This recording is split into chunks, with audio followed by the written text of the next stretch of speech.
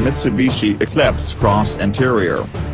Despite its rather radical-looking exterior, the Eclipse Cross's cabin isn't one to surprise or delight. Overall, the design language here errs on the side of conservatism, but the car's interior is functional for the most part, with the majority of controls sensibly located. Despite our test car coming in range-topping first edition specification, material quality isn't particularly distinguished.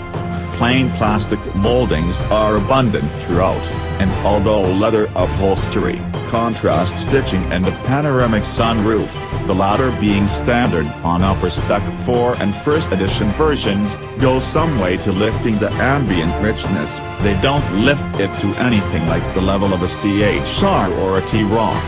Nevertheless, next to its larger Outlander sibling, the Eclipse Cross definitely feels like a more polished product inside.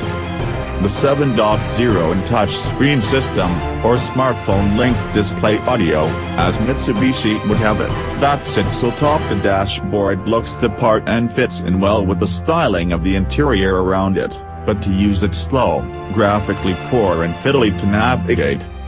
There's a new trackpad controller on the center console aft of the gear stick, but it's oversensitive and unintuitive, and you'll likely find you ignore it in favor of operating the functions via the touchscreen itself.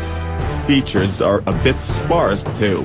Even this top-spec first edition model doesn't get satellite navigation, a notable omission when you're paying upwards of £26,825.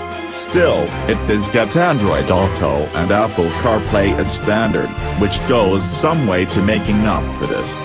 We'll wager you'll likely use these as the default operating systems when you're on the move.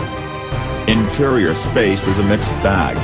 The driver and front passenger won't have much to complain about, but those in the back seats will find headroom to be particularly tight, at least partly a product of having that panoramic sunroof fitted. Even adults of average height will find they need to slouch in order to avoid having their heads brushing the roof lining.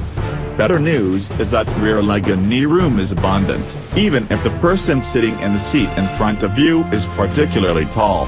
The rear bench has a slide and recline function to free up an additional 200 mm of leg room.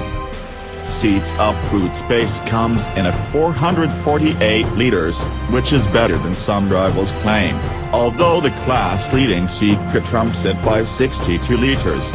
The shape of the Eclipse Cross's boot opening is odd, in that it's shaped a bit like an hourglass, but the floor sits quite high and there's a useful cubby hidden beneath it.